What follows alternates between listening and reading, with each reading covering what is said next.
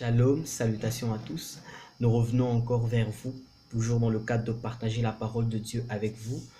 Aujourd'hui, je voudrais vous parler d'une histoire de deux personnes célèbres en leur époque en Israël. Il s'agit de Barabbas et Jésus. Et je voudrais commencer par donner trois attributs bibliques de Barabbas.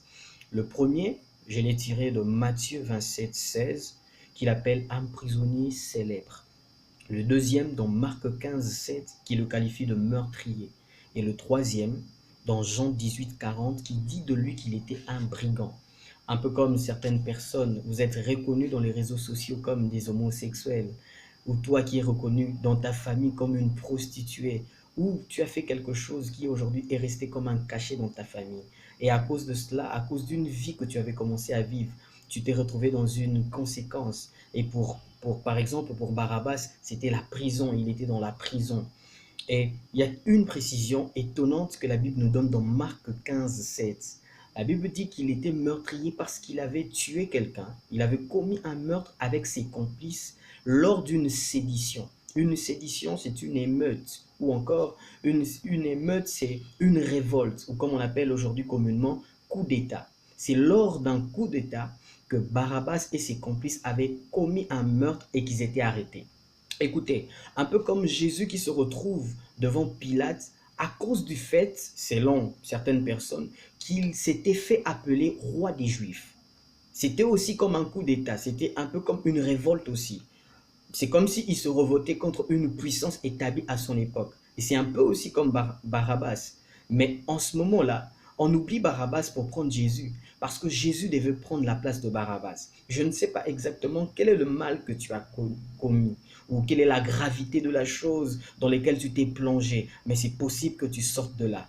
Peu importe la qualité de ce que tu as fait, peu importe la valeur même grande de ce que tu as commis, mais il y a quelqu'un qui s'appelle Jésus qui peut te tirer du trou dans lequel tu te trouves. Je connais un homme, un brigand célèbre, reconnu à son époque, mais qui a été sauvé de justesse, qui est sorti comme s'il n'avait jamais rien connu.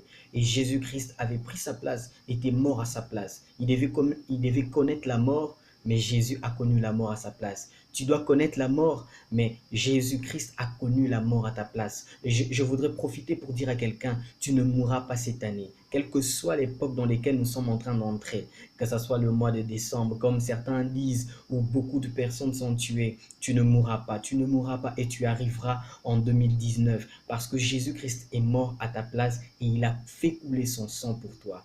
Et je voudrais dire à quelqu'un, reviens à Jésus. Viens à Jésus, ne t'éloigne pas par prétexte que ce que tu as fait est grand, par culpabilité à cause de la faute que tu as commise, mais reviens vers Jésus parce que lui, il t'attend à bras ouverts. Oui, lui, il a besoin de toi. Lui, il te veut et son sang va te justifier et te laver tel que tu es. N'aie pas honte, frère, n'aie pas honte, sœur. Peu importe ce que tu as fait, même si ta famille t'a rejeté, même si les personnes autour de toi t'ont oublié à cause de ce que tu as commis, mais il y a quelqu'un qui ne t'oubliera jamais, il y a quelqu'un qui ne te délaisse pas. Il suffit simplement que tu confesses ton péché et que tu te détournes, que tu dises que tu ne les feras plus jamais et Jésus-Christ va entrer dans ta vie par la foi et par sa grâce. C'est le message que je voudrais te passer en ce jour. Reviens à Jésus, quel que soit ce que tu as commis. Il t'attend, il a besoin de toi. Reviens et fais cette prière. Fais une prière devant lui et reçois-le dans ton cœur. Amen. Que Dieu vous bénisse abondamment. Je suis heureux de vous parler et à un prochain numéro. Merci, bye.